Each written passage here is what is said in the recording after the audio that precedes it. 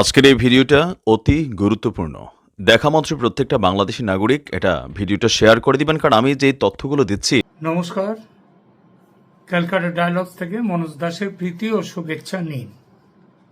বাংলাদেশে তো একটা কি বলবো, একটা পরিস্থিতি, অত্যন্ত উত্তেজনাকর একটা পরিস্থিতি বাংলাদেশে তৈরি হয়ে গেছে। এটা বলার অপেক্ষা রাখে না।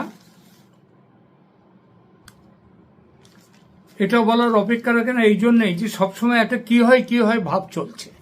এই কি হয় ভাবটা শুরু হয়েছে গত বুধবার থেকে, যেদিন সেনা দরবার হলো ঢাকার সেনানিবাসে। সেই দিন থেকে সেনানিবাসে সেদিন যে দরবার হলো, সেই দরবারে ঘোষণা করে দিয়েছিলেন সেনাপ্রধান। এবং সেই দরবারে তো শুধু সেনাপ্রধান কথা বলেননি, সেই দরবারে কথা বলেছিল সারা দেশের মধ্যে বিভিন্ন জায়গায় ছড়িয়ে রয়েছেন যে সমস্ত সেনা অফিসাররা, তারা সেখানটায় ইন্টার অ্যাকশন যে সিরিজ, সেই সিরিজে ইন্টার অ্যাকশনে তারা তাদের বক্তব্য রেখেছিলেন। এবং তাদের বক্তব্যের মধ্য দিয়ে একটা জিনিস যেটা পরিষ্কার হয়েছিল, যে সেনাপ্রধান তার নিজের অবস্থানটা খুব শক্ত করে ফেলেছেন। কি বলেছিলেন সেনাপ্রধান? তিনি কিন্তু সেদিন ইউনূস সাহেবের, যে ইউনূস সরকার, যে অন্তর্বর্তী সরকারের রয়েছে এখন, এই মোহাম্মদ ইউনূসের নেতৃত্বে, সেই সরকারের পতন কিন্তু কোনো ঘোষণা ছিল না, তার দাবি ছিল না। কিন্তু দাবির মধ্যে ছিল কতগুলো, আমি এর আগে বলেছি 10টি মূল দাবি ছিল, 10টি দাবি। এই 10টি দাবির ওপর দিয়ে তিনি, তার মধ্যে কয়েকটা ছিল অত্যন্ত প্রধান, কয়েকটা অপ্রধান। তা আমি প্রধান 3টে দাবি নিয়ে এখন এইখানটায় কথা বলবো, যে সেই দাবির পরিপ্রেক্ষিতে ইউনূস সরকারের কি প্রতিক্রিয়া। সেদিন 1 নম্বর যে দাবিটা, সেটা হচ্ছে যে নির্বাচন করতে হবে, অর্থাৎ জাতীয় সংসদের সাধারণ নির্বাচন করতে হবে। এটা এই বছরের, অর্থাৎ 2025-এর ডিসেম্বর মাসের মধ্যে নির্বাচনের প্রক্রিয়া সম্পন্ন করে ফেলতে হবে, একেবারে পুরোপুরি। অর্থাৎ ভোট হবে, ভোট কাউন্টিং হবে, ভোট কাউন্টিং এর পরে যদি একক কোনো সংখ্যাগরিষ্ঠভাবে কোনো দল আসে, তারা যদি নিরঙ্কুশ সংখ্যাগরিষ্ঠতা পায় তাহলে তো মিটে গেল। যদি নিরঙ্কুশ নাও পায়, তখন প্রশ্ন আসবে একটা, কি বলবো, একটা ওই জোড়াতালি দেয়া বিভিন্ন দলের একটা মিলিত যে সরকার গঠন করা, সেটা জোট সরকার, সেই জোট সরকারের প্রশ্ন আসবে। আর একটি দল যদি নিরঙ্কুশ গরিষ্ঠতা পেয়ে যায়, তারা তো করবেই। কিন্তু যেটাই হোক, 1 জানুয়ারি 2026, অর্থাৎ এই বছরের শেষে আগামী বছরের প্রথম দিনটি 2026-এর 1 জানুয়ারিতে নতুন সরকারকে শপথ নিতে হবে। একেবারে একটা টাইম ফ্রেম তৈরি করে দিয়েছিলেন সেদিন সেনাপ্রধান। এবং এর মধ্যে তিনি আর একটা কথা বলেছিলেন, কবে নির্বাচনের ঘোষণা হবে, কবে ভোট হবে, কয় দফা ভোট হবে, এবং কিভাবে, কবে কাউন্টিং শুরু হবে, কবের মধ্যে কাউন্টিং শেষ হবে। এই সব কিছু তার যখন প্রশ্ন উঠেছিল, তার উত্তরে সেনাপ্রধান বলে দিয়েছিলেন ব্যাক ক্যালকুলেশন করে পিছিয়ে এসে দিনগুলো ঠিক করতে হবে। এবং এই দিন ঠিক করার দায়িত্ব কার? সরকার এবং সরকার নিয়ন্ত্রিত যে নির্বাচন কমিশন, সেই কমিশনের। এটা ছিল প্রথম দাবি। এই প্রথম দাবির উত্তরে ইউনূস সরকারের পক্ষ থেকে তো পরিষ্কার আপনারা দেখতেই পাচ্ছেন যে তারা এই ভোটের প্রস্তাবে রাজি নয়। এমনকি ইউনূস স্বয়ং একথা বলে দিয়েছেন যে সরকারের যেটা এখতিয়ার, সেই এখতিয়ারের মধ্যে যদি সেনাপ্রধান হস্তক্ষেপ করেন, তাহলে সেটা বরদাস্ত করা হবে না। অর্থাৎ তিনি বলছেন যে কবে নির্বাচন হবে, এই কথাটা বলার একমাত্র এখতিয়ার হচ্ছে সরকারের। এইটাই তার বক্তব্য। এবং যদি সেনাপ্রধান এই ব্যাপারে নাক গলাতে যান, সেটা এই সরকার বরদাস্ত করবে না। এটা তো পরিষ্কার করে বলে দেওয়া হয়েছে। এবং এই যে গত 2 দিন আগে শাহবাগে, শনিবার শাহবাগে মিটিং করার হলো, বলল 5 বছর এই সরকারকে ক্ষমতায় থাকতে দিতে হবে, তার দাবিতে মিটিং করে লাখো লাখো জনতার মিটিং হওয়ার কথা ছিল, কিন্তু 100 জনের বেশিও জনতা সেখানে এলো না। কারণ জনতার ভেতরে তো এখন ভয় ঢুকে গেছে যে সেনা, আমাদের কাছে খবর যেটা আছে, সেনা বাংলাদেশের ঢাকা শহরের বিভিন্ন জায়গায় ছড়িয়ে ছিটিয়ে রয়েছেন, এমনকি সাজোয়া গাড়িও পর্যন্ত রাস্তায় বেরিয়ে এসছে। সুতরাং লোকের কাছে এখন প্রাণের মায়াটা অনেক বেশি, সুতরাং লোকে রাস্তায় নামেনি। সেই যে 5 বছরের দাবিতে শাহবাগ যে সমাবেশ, সেটা একেবারে পুরো ফ্লপ। এবং তারও আগে আবার এই আমাদের ইউনূস সাহেব, তিনি সেনাপ্রধানের এই বক্তব্য বুধবারের পরে বৃহস্পতিবার সন্ধ্যে থেকে তিনি পদত্যাগের একটা নাটক করলেন। নাটক যেটা আমরা প্রথমেই বলেছিলাম যে এটা নাটক, এটা ওর মনের কথা নয়, আর মুখেও উনি এটা বলছেন না। উনি যেটা বলছেন সেটা হচ্ছে একটা নাটকের অংশ, একটা নাটকের সংলাপ। এই নাটকটা হচ্ছে কি, যে আমি পদত্যাগ করে চলে যাব, আমি আর থাকতে চাইছি না। তারপরে নাটক হলো সবাই একবারে দলবদ্ধভাবে গিয়ে যমুনায় রাত কাটানো শুরু করলেন যে আপনি থাকুন, আপনি থাকুন, আপনি থাকুন।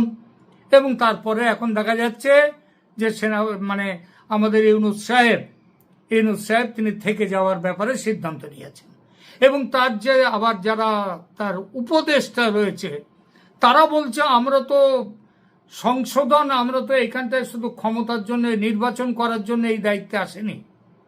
নির্বাচন করার জন্য এই সরকার ক্ষমতায় আসেনি, এই সরকার দেশকে সংস্কার করতে এসেছে। সুতরাং নির্বাচন এই বছর ডিসেম্বরের মধ্যে হওয়া তো দূরের কথা, সামনের বছর জুন মাসে হবে। কেউ বলছেন জুন মাসের পরে একদিনও থাকবে না ক্ষমতায়, ইত্যাদি ইত্যাদি।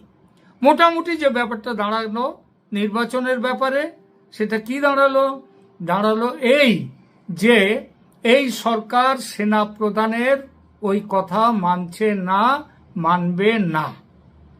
এক। দ্বিতীয় কথা কি বলেছিলেন, করিডোরের কথা, যে দ্বিতীয় গুরুত্বপূর্ণ পয়েন্ট, যে ব্যক্তিগত স্বার্থ, নিজের স্বার্থের জন্য দেশকে বিক্রি করে দেয়া, দেশের সম্পদ অন্য দেশের হাতে তুলে দেয়া, এটা এই সরকারের অধিকার নেই। এই সরকার একটি অনির্বাচিত সরকার, এই সরকার ওই কাজটি করতে পারে না, এইটা বলেছিলেন। উদ্দেশ্য কি ছিল, ওই মায়ানমারে আরাকান আর্মির জন্যে বাংলাদেশের বুক দিয়ে করিডোর দেয়া, মানবিক সাহায্য, মানবিক সহায়তার নামে সামরিক সহায়তা যে যাবে না। আমেরিকা এমন ভদ্রলোক, এমন সাধু কোনোদিন ছিল না, আর কোনোদিন হবেও না। পৃথিবীর বিভিন্ন দেশে এইরকম করিডোরের নাম করে কত রকমের গোলমাল হয়েছে। মানবিক সাহায্যের নামে সামরিক সংঘাত জড়িয়ে পড়েছে। এটা এর আগেও ঘটেছে, এবং সব জায়গাতেই কিন্তু পেছনে আছে, যে দেশটি জড়িয়ে আছে তার নাম আমেরিকা। তো সেনাপ্রধান বলে দিয়েছেন যে এটা আমরা মানা হবে না, এই করিডোর দেয়া মানা হবে না, করিডোর দেয়া চলবে না। আরে করিডোর তো দূরের কথা, করিডোর দিয়েছে কি দিয়েনি, তার পরের দিন Khalilur Rahman, national security adviser, তিনি বললেন করিডোরের গল্প, ওটা নাকি গল্প, গুজব। অথচ সেখানে যে আমেরিকান সৈন্য এসে বসে রয়েছে, তারা ট্রেনিং শুরু করেছে, বাড়ি তৈরি শুরু হয়েছে। আরাকান আর্মি, তারা আরাকান ছেড়ে, রাখাইন প্রদেশ ছেড়ে, তারা যে বাংলাদেশের ভেতরে ঢুকে ওই পার্বত্য চট্টগ্রাম, ওই রাখাইন, এই যে আমাদের টেকনাফ, ওই বান্দরবান, কক্সেস বাজারের ওখানে যে তারা এসে গেছে, তারা ওখানে এসে যে উৎসব করছে, কিছুদিন আগে হলো, আমিও একটা তার উপরে এপিসোড করেছি। তাহলে এইগুলো কিসের জোরে আসছে? কেন? তাহলে যদি কোনো চুক্তি না হয়ে থাকে, যদি কোনো সমঝোতা না হয়ে থাকে, তাহলে কি ওখানে ওরা কি করে এলো তার জবাব তো দিতে হবে এই সরকারকে, বিজিবিকে। এই সরকার জবাব দেবে, যাদের বর্ডার দেখার দায়িত্ব যাদের, কি বলবেন সেখানে? সুতরাং আমরা, সারা পৃথিবী জানে যে চুক্তি, গোপন চুক্তি হয়ে গেছে, সেই চুক্তি মাফিক সেন্ট মার্টিনস আইল্যান্ড সেটাও পর্যন্ত দেয়া হয়ে গেছে, এবং তারপরে আবার এই যে করিডর সেটাও দেয়া হয়ে গেছে। তাহলে এ ব্যাপারে কিন্তু সরকার সরকারিভাবে কোনো কথা কেন বলছেন না? কারণ বলার কিছু নেই। অর্থাৎ এই যে দ্বিতীয় পয়েন্ট, এই দ্বিতীয় পয়েন্টেও দেখা যাচ্ছে যে এই সরকার সেনা প্রধানের বক্তব্যকে থোড়াই কেয়ার করে দিয়েছে, ডোন্ট কেয়ার, এটা করে দিয়েছে। দ্বিতীয়টা গেল।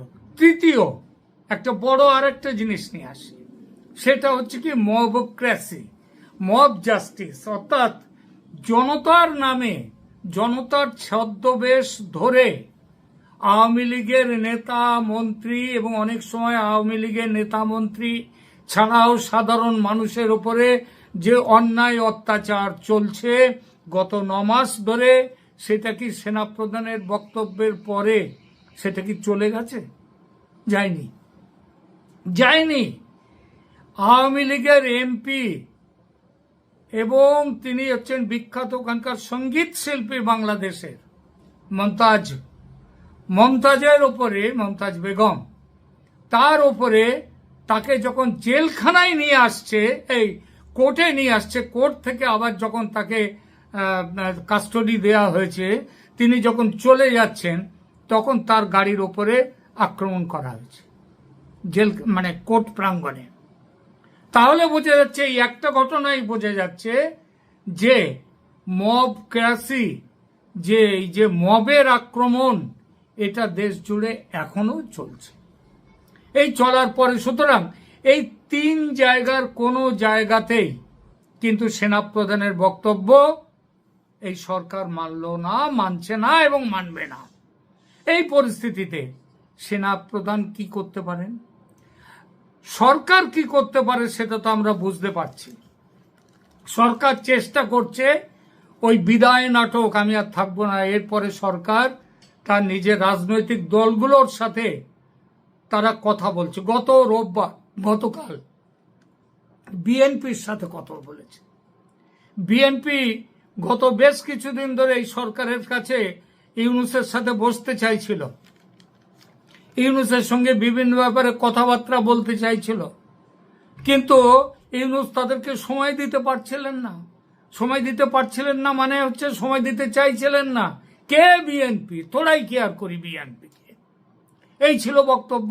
গতকাল বিএনপির সাথেও মিটিং হয়েছে। সেই মিটিংয়ে বিএনপি কিন্তু পরিষ্কার বুঝিয়ে দিয়েছে নির্বাচন এই বছরের মধ্যে করতে হবে। অর্থাৎ সেনাপ্রধানের বক্তব্যে বিএনপি সায় দিয়েছে। আমাদের কলকাতার আনন্দবাজার পত্রিকা তারা একটা এই প্রসঙ্গে আজকের হেডলাইন খবর দিয়েছে, প্রথম পৃষ্ঠার 4 কলম জুড়ে তারা খবর দিয়েছে। আমি একটুখানি পড়ছি সেই খবর থেকে। হেডলাইন দিয়েছে, বিএনপি অটল, চাপে ইউনূস। চলতি বছরে, এরপরে খবর, চলতি বছরেই জাতীয় সংসদ নির্বাচন করতে হবে, এই অবস্থানে অনড় বিএনপি। সেই বার্তা রবিবার এলো দলে